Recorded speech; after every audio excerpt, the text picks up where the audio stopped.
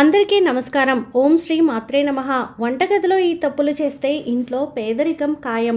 అన్నపూర్ణాదేవి వంటగదిలో నివసిస్తుందని చెబుతారు. వంటగదిలో మనం సరైన నియమాలు పాటిస్తే ఆనందం, శ్రేయస్సు వస్తుంది. వంటగదిలో తెలిసి తెలియక చేసే తప్పుల వల్ల జీవితంలో సమస్యలను ఎదుర్కోవాల్సి వస్తుంది. కాబట్టి వంటగదిలో చేయకూడని తప్పుల గురించి ఇప్పుడు మనం తెలుసుకుందాం.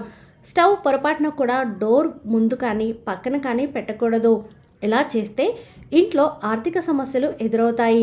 వంటగదిలో వంట చేసేటప్పుడు పొరపాటున కూడా మీ ముఖాన్ని దక్షిణముఖంగా ఉంచి వంట చేయకూడదు. ఇలా చేయడం వల్ల ఇంట్లో సమస్యలు ఎదురవుతాయి.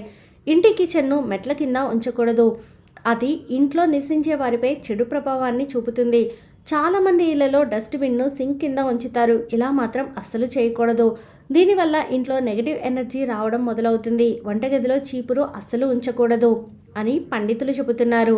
ఇది ఇంట్లో నివసించే ప్రజల జీవితాల్లో సమస్యలను సృష్టిస్తుంది. వంటగదిలో అద్దం అమర్చినట్లయితే వెంటనే తొలగించాలి. వంటగదిలో అద్దం ఉండడం అగ్ని ప్రతిబింబంగా మారుతుందనే విశ్వాసం.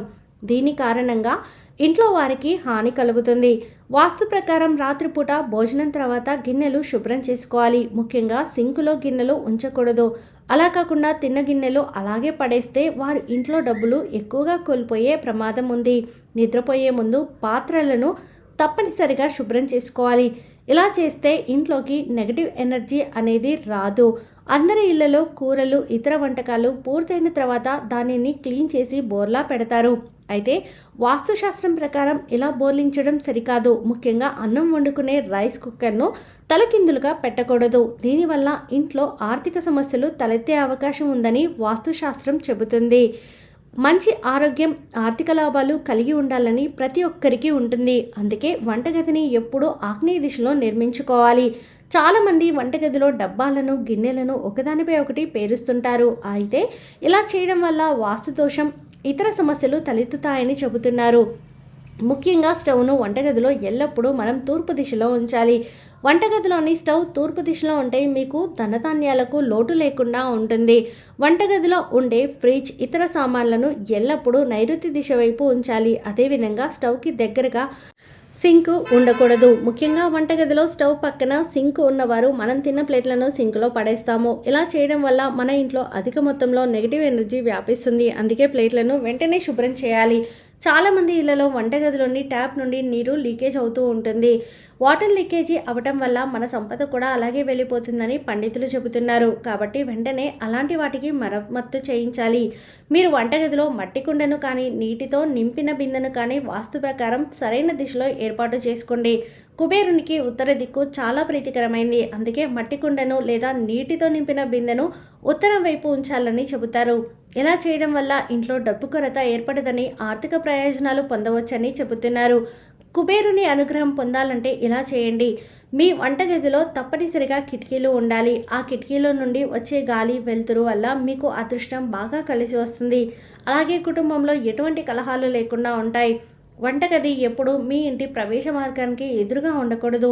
అయితే వాస్తు ప్రకారం వంటగదిలో పగిలిన లేదా విరిగిన వస్తువులను, పాత్రలను అస్సలు పెట్టకూడదు.